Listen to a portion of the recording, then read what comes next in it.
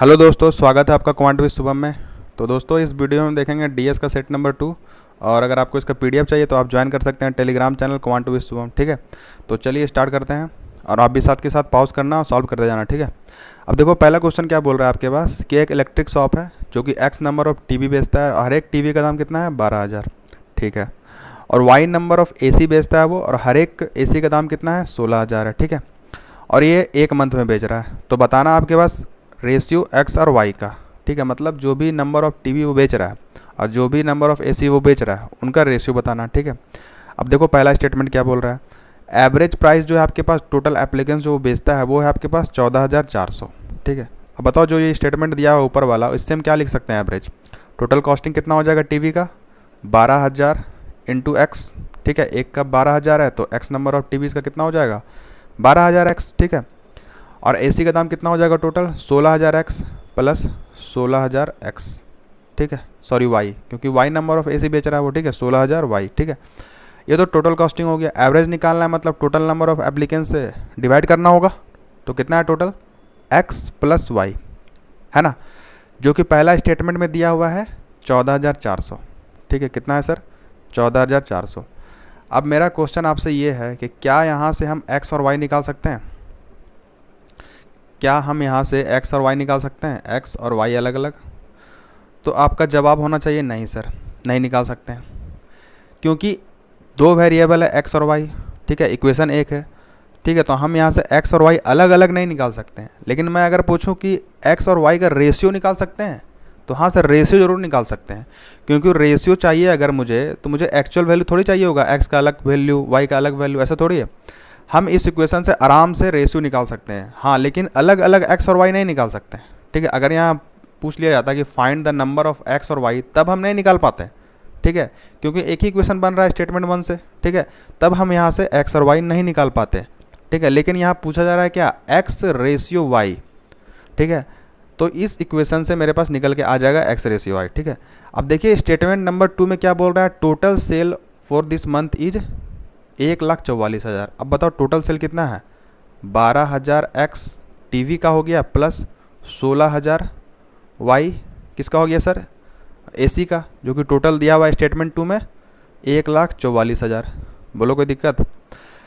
ठीक है, क्या यहाँ से एक्स और वाई का रेशियो आएगा सर, तो नहीं सर, यहाँ से नहीं आ पाएगा। बताओ, यहाँ भी इक्वेशन एक बन रहा है, यहाँ भी इक्वेशन एक बन रहा है, यहाँ से निकल के तो आ रहा है लेकिन यहाँ से निकल के नहीं आ रहा है। ऐसा क्यों सर, सोचो जरा, ऐसा क्यों हो रहा है। इक्वेशन तो दोनों में बन रहा है, पर निकल के सिर्फ स्टेटमेंट 1 से आ रहा है और स्टेटमेंट 2 से निकल के आ नहीं रहा है। क्यों, क्योंकि स्टेटमेंट 1 में है ना सर, जो भी इक्वेशन बना है ना, वो सब वेरिएबल के साथ बना है। देखो 12,000 के साथ वेरिएबल है सर, 16,000 के साथ वेरिएबल है सर। अब ये x प्लस वाई जब इधर जाएगा तो इसके साथ भी वेरिएबल आ जाएगा। लेकिन स्टेटमेंट 2 से जो इक्वेशन बना है मेरे पास, एक कांस्टेंट है मेरे पास। अब इस कांस्टेंट की वजह से क्या होगा ना ये x में घट या जुड़ सकता है, ना इस y में, मतलब इस वाले में जुट या घट सकता है। ठीक है, इसलिए ये अलग हो जा रहा है। अब जब ये अलग हो जा रहा है तब यहाँ से हम x और y का रेशियो नहीं निकाल पा रहे हैं। यहाँ पे कोई भी कांस्टेंट नहीं बन रहा है, इस वाले स्टेटमेंट में कोई भी कांस्टेंट नहीं बन रहा है, तब हम जाके x और y को, मतलब x और y का रेशियो निकाल पा रहे हैं। समझ रहे बात को, मतलब मेरा आंसर क्या हो जाएगा सर, सिर्फ स्टेटमेंट 1 से हम क्या निकाल पा रहे हैं, आंसर निकाल पा रहे हैं। तो ओनली स्टेटमेंट 1 इज सफिशियंट।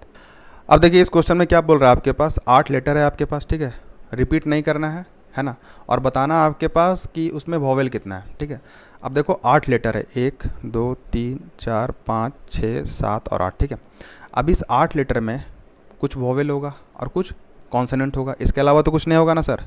ठीक है, अब पूछ रहा है मेरे पास वॉवेल निकालना है। अगर मुझे वॉवेल चाहिए तो मुझे किसी भी तरह कॉन्सोनेंट पता चल जाए। अगर मुझे कॉन्सोनेंट पता चल जाएगा तो हम टोटल नंबर ऑफ लेटर में घटा के निकाल लेंगे वॉवेल कितना है ना जी। बस यही कॉन्सोनेंट को हम खोजने का कोशिश करेंगे जो भी स्टेटमेंट आपके पास दिया हुआ है 1 2 3 में। ठीक है, अगर मिलेगा तो मतलब क्या है, हम निकाल पा रहे हैं वॉवेल को। ये अगर कॉन्स्टेंट मिल जाएगा मुझे तो हम निकाल पाएंगे वॉवेल को, अगर नहीं मिलेगा कॉन्सोनेंट तो नहीं निकाल पाएंगे, सीधा सा बात है। ठीक है, अब देखो पहला स्टेटमेंट क्या बोल रहा है आपके पास कि नंबर ऑफ वेज जो है आपके पास कॉन्सोनेंट कैन बी अरेंज, जो भी अरेंज करने का जो नंबर ऑफ वेज है वो 720 है। ठीक है, अब मैं बोल रहा हूँ कि 8 लेटर में है ना, जो आपके पास कॉन्सोनेंट है वो x है। ठीक है, अब x कॉन्सोनेंट है तो उसको कितने तरीके से हम सजा सकते हैं, x फैक्टोरियल से। ठीक है, क्योंकि जो भी कॉन्सोनेंट होगा आपके पास वो क्या होगा, 8 से कम होगा। अब जगह ज़्यादा है ठीक है, आदमी कम है तो जगह ज़्यादा आदमी कम, तो उसको कितने तरीके से सजा सकते हैं हम, जितना आदमी रहेगा उसके फैक्टोरियल से।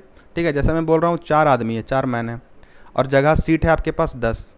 ठीक है, 10 जगह आपके पास, तो 4 मैन को इस 10 जगह में कितने तरीके से सजा सकते हैं, 4 फैक्टोरियल से। ठीक है, आप सोच रहे हो सेलेक्ट करना पड़ेगा ना, सेलेक्ट तब करते हैं जब आपके पास जो आने वाला वो ज़्यादा हो, जैसे कि 2 ही सीट रहता और आने वाला 5 रहता। आप बोलते हैं इस 2 सीट में कैसे सजा सकते हैं, कितने तरीके से सजा सकते हैं हम, तो पहले 2 को सेलेक्ट करना पड़ता 5C3 से। ठीक है, फिर 3 फैक्टोरियल लिखते हैं हम। ठीक है, यहाँ डायरेक्ट 3 फैक्टोरियल नहीं लिखेंगे, मान लीजिए 2 फैक्टोरियल नहीं लिखेंगे, अगर 2 लोग को यहाँ सजाना है तो पहले सेलेक्ट करना पड़ेगा 2 लोगों को। लेकिन यहाँ पर क्या केस बन रहा है सर, यहाँ जगह ज़्यादा है। ठीक है, समझ रहे बात को, तो हम डायरेक्ट बोल सकते हैं अगर कॉन्सोनेंट आपके पास x है तो x फैक्टोरियल से वो सजेगा, है ना जी। ठीक है, x फैक्टोरियल से सजेगा। मैंने पहला स्टेटमेंट को लिया है, मैंने बोला है कि x जो है क्या है सर, कॉन्सोनेंट है। ठीक है, और वो सजेगा जब वो x फैक्टोरियल से सजेगा, जो कि दिया हुआ है मेरे पास क्वेश्चन में कितना है, वो 720 है। ठीक है जी, अब बताओ किसका फैक्टोरियल 720 होता है, 5 का। तो मेरे पास निकल के आ गया ना सर, कितना कॉन्सोनेंट है, 5 है। अगर 5 कॉन्सोनेंट निकल के आ गया तो वॉवेल निकल के आ जाएगा। ठीक है, मतलब स्टेटमेंट 2 से, मतलब स्टेटमेंट 1 से तो आ रहा है आंसर। ठीक है, अब स्टेटमेंट 2 में क्या बोल रहा है, number of ways in which vowel can be arranged is 2। अब देखो ऊपर वाले स्टेटमेंट में कॉन्सोनेंट दे दिया और नीचे वाले में वॉवेल दे दिया, कोई बात नहीं, यहाँ वॉवेल बोला तो वॉवेल को x मान लेंगे हम, तो यहाँ से भी निकल के आ जाएगा मेरे पास किसका फैक्टोरियल 2 होता है, मतलब किसका फैक्टोरियल आपके पास बराबर में 2 होता है, तो 2 फैक्टोरियल का, तो मतलब वॉवेल कितना आ गया सर, 2 आ गया। तो अगर वॉवेल 2 आ जाएगा तो कॉन्सोनेंट भी आ जाएगा, 8 - 2 6। मतलब स्टेटमेंट 2 से भी मेरे निकल के आ रहा है जो भी आना है आंसर। ठीक है, अब स्टेटमेंट 3 को बड़ा ध्यान से समझिएगा। ठीक है, मतलब आपके पास स्टेटमेंट 1 से भी आंसर आ रहा है, स्टेटमेंट 2 से भी आंसर आ रहा है। अब देखते हैं स्टेटमेंट 3 को। ठीक है, इसमें क्या बोल रहा है आपके पास कि सारे वॉवेल को टुगेदर रखना है, मतलब एक साथ रखना है। ठीक है, तब जो तरीका है ना अरेंज करने का वो दिया हुआ यहाँ पे। ठीक है, अब देखो मैं क्या बोल रहा हूँ ना यहाँ पे, कि अब मैं बोल रहा हूँ कि वॉवेल x है, मैं क्या बोल रहा हूँ कि वॉवेल जी x है। ठीक है, अब इसको एक साथ रखना है। ठीक है, इसको एक साथ रखना है तो इसको मैं एक कंसीडर कर सकता हूँ। ठीक है, आपने इस तरह का क्वेश्चन करा होगा कि 4 प्लेस है आपके पास, 3 लोगों को एक साथ रखना है तो इसको हम एक प्लेस मान के चलते हैं, है ना जी। तो उसी तरह मैं इस वॉवेल को एक मान सकता हूँ। ठीक है, ठीक है ना। अब बाकी जो कॉन्सोनेंट बचा वो कितना बचा, 8 - x, बोलो है कि नहीं, क्योंकि वॉवेल x हो गया तो कॉन्सोनेंट 8 - x हो जाएगा। ठीक है, अब बताओ आपके पास जगह कितना है टोटल, तो आप बोलोगे एक यहाँ पर है और ये 8 - x यहाँ, तो टोटल जगह कितना हो गया, 8 - x + 1, तो 9 - x। अब बताओ 9 - x आपके पास एक तरह से टोटल नंबर ऑफ वर्ड हो गया, तो इसको कितने तरीके से सजा सकते हैं, 9 - x फैक्टोरियल से। ठीक है, लेकिन इसके अंदर जो आपके पास जो वर्ड होता है, इसके अंदर जो होता है उसके अंदर तो हम सजा सकते हैं ना सर। ठीक है, इसको एक तो मान लिए हम, ये कहीं और नहीं जा सकते हैं, लेकिन आगे पीछे इधर होते सकते हैं ना, तो इसको कितने तरीके से कर सकते हैं, अगर 3 लोग है तो 3 फैक्टोरियल, तो यहाँ x है तो x फैक्टोरियल, तो इसको क्या लिख सकते हैं, x फैक्टोरियल, जो कि आपके पास दिया हुआ है कितना है, 1080। ठीक है, सॉरी 10,080। अब यहाँ x पुट कर लेंगे, अब निकालने की जरूरत नहीं है कि हम निकाल के पुट करके देखेंगे, निकाल सकते हैं ना x, तो हाँ बस क्लियर, मतलब हम तीनों से निकाल पा रहे हैं, तो आंसर क्या हो जाएगा सर, any1। समझ रहे बात को, यहाँ पर x2 पुट करो तो आ जाएगा आंसर आपके पास 10,080। ठीक है, पुट करके देख लेना। ठीक है, लेकिन वो कंसर्न नहीं है अपना कि x क्या रहेगा, बस निकाल पा रहे हैं x तो बस क्लियर है अपना। ठीक है, तो चलिए नेक्स्ट पे चलते हैं। What is the average of 8 number, मतलब 8 नंबर का एवरेज निकालना। स्टेटमेंट 1 में दिया हुआ आपके पास 896 है उनका सम, तो यहाँ से आराम से निकाल सकते हैं, सम है 896, डिवाइड कर देंगे 8 से, तो यहाँ से क्या निकल के आ जाएगा, एवरेज निकल के आ जाएगा, मतलब स्टेटमेंट 1 से तो निकल के आ रहा है। ठीक है, अब क्या बोल रहा है कि 49 को जब हम ऐड करते हैं ना, जो एवरेज है वो डिक्रीज कर जाता है x से 7 से। ठीक है, अब मैं मान रहा हूँ कि पहले एवरेज x था, अब एवरेज x - 7 हो गया। ठीक है, ठीक है ना जी। तो अब क्या हो रहा है कि पहले 8 नंबर था, अब 49 ऐड हो गया तो अब कितना नंबर हो गया, 9 नंबर हो गया।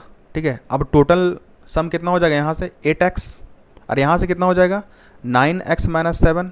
ठीक है, ये क्यों हुआ, क्योंकि ये 49 आ गया ज़्यादा, मतलब ये जो सम है आपके पास प्लस 49 ज़्यादा आ गया इसमें, तो मगर मैं इसको इधर लिख दूँ -8x, तो बराबर में मैं लिख सकता हूँ 49, तो यहाँ से आराम से x निकल के आ जाएगा, मतलब एवरेज निकल के आ जाएगा, मतलब स्टेटमेंट 2 से भी मेरा एवरेज निकल के आ रहा है। क्लियर है सर, मतलब क्या हो जाएगा, आइदर 1 और 2। ठीक है, अभी नेक्स्ट पे चलो। What is the profit percentage of A milkman, profit percentage बताना आपके पास। देखिए प्रॉफिट परसेंटेज चाहिए मुझे, तो मुझे क्या चाहिए होगा, CP और SP के बीच का लिंक, मुझे CP नहीं चाहिए होगा एग्जैक्ट वैल्यू, नहीं SP भी एग्जैक्ट नहीं चाहिए होगा, मुझे इन दोनों के बीच में लिंक चाहिए होगा। ठीक है, वही हम लिंक खोजने का कोशिश करेंगे इस स्टेटमेंट में। अब देखो पहला स्टेटमेंट क्या बोल रहा है, the milkman sell the milk at twice the cost price of pure milk. मिल गया लिंक। जो आपके पास वो सेल कर रहा है, मान ली CP 1 है, तो बेच कितने में रहा, 2 में। कितना का फ़ायदा हो रहा है, 1 पे। कितने पे, 1 पे। तो यहाँ से कितना % का फ़ायदा हुआ, 100% का। आराम से निकाल पाए, लिंक था मेरे पास। ठीक है, इतना करने का जरूरत नहीं था, बस आपको देखना था कि लिंक मिल रहा है कि नहीं मिल रहा है। तो हाँ जी, मिल रहा है, CP और SP में लिंक है ना जी।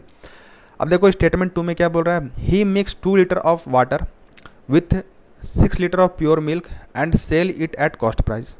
तो जी यहाँ से भी लिंक मिल रहा है। ठीक है, वो क्या है कि जो आपके पास 6 लीटर मिल्क है ना, ठीक है, 2 लीटर इसमें ऐड कर रहा है वाटर। क्या ऐड कर रहा है सर, वाटर ऐड कर रहा है। समझ रहे बात को।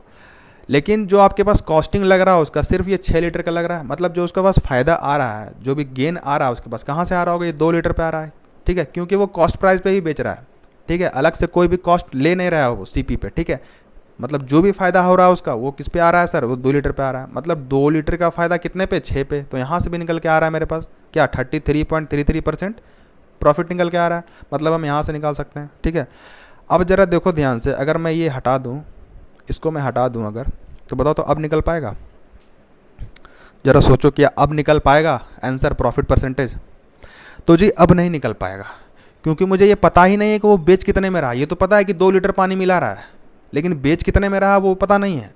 ठीक है, ये स्टेटमेंट से मुझे ये पता चल गया था कि वो जो बेच रहा है ना, वो कॉस्ट प्राइस पे बेच रहा है। ठीक है, तो मतलब मुझे लिंक पता चल गया था CP और SP में। समझ रहे बात को। मैं इस तरह से निकाल के इसलिए दिखा रहा हूँ कि देखो आंसर आ रहा है। ठीक है, लेकिन आंसर निकालना नहीं है आपको, बस लिंक खोजना है प्रॉफिट परसेंटेज के लिए कि CP और SP में लिंक मिल रहा है कि नहीं मिल रहा है। मिल रहा है तो आँख मूंद करके मारो, हाँ मेरे पास आंसर निकल के आएगा, पक्का है। ठीक है, मतलब स्टेटमेंट 1 से भी आ रहा है सर यहाँ पे, और स्टेटमेंट 2 से भी आ रहा है। तो क्या हो जाएगा, आइदर 1 और 2। सही है। अभी नेक्स्ट पे चलो, find the height of cylinder. अब देखो सिलेंडर में आपके पास 3 चीज़ होता है, एक होता है वॉल्यूम, एक होता है सरफेस एरिया, एक होता है कर्व सरफेस एरिया। ये पता होना चाहिए आपके पास। वॉल्यूम कितना होता है सर, πr²h। ठीक है, सरफेस एरिया कितना होता है आपके पास, ये होता है 2πr, और अंदर होता है r+h। ठीक है, और कर्व कितना होता है, 2πrh।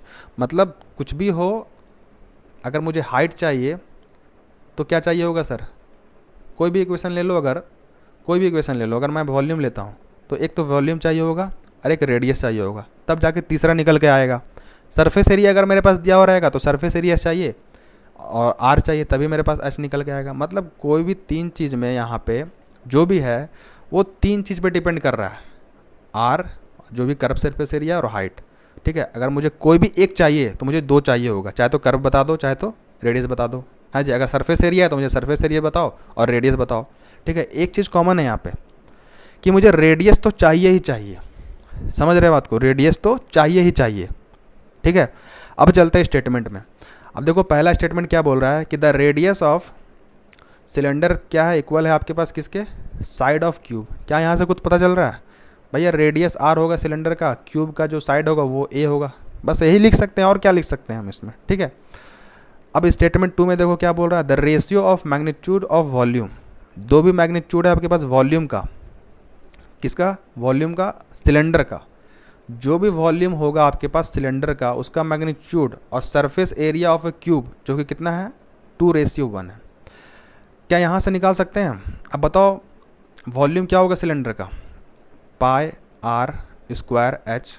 ठीक है सर, और सरफेस एरिया क्या होगा क्यूब का। अगर मैं क्यूब का मान लेता हूँ साइड a है, तो सरफेस एरिया क्या हो जाएगा, ये हो जाएगा आपके पास 6, क्योंकि 6 साइड होता है आपके पास क्यूब में, 6a² है ना जी। ठीक है, तो आपके पास जो सरफेस एरिया निकल के आ रहा है क्यूब का, ये निकल के आ रहा है। ठीक है, तो क्या हम स्टेटमेंट 2 से कहीं से भी हाइट निकाल पाएंगे, क्योंकि इक्वेट करने के लिए कुछ है ही नहीं सर, तो हम कैसे निकाल पाएंगे। इसको हम क्या कर देंगे, 2:1 कर दिए। ठीक है, तो 2 वेरिएबल आपके पास, आर भी है ए भी है, तो एच कैसे निकाल पाएंगे, हम नहीं निकाल पाएंगे। लेकिन हम स्टेटमेंट 1 को जहाँ यूज़ कर लिए तो क्या हो जाएगा सर, आर के बराबर ए। मतलब हम इस ए के जगह पे आर कर सकते हैं, बोलो कोई दिक्कत। अब जैसे ही ए के जगह पे आर हो गया, मतलब ये r² कट गया।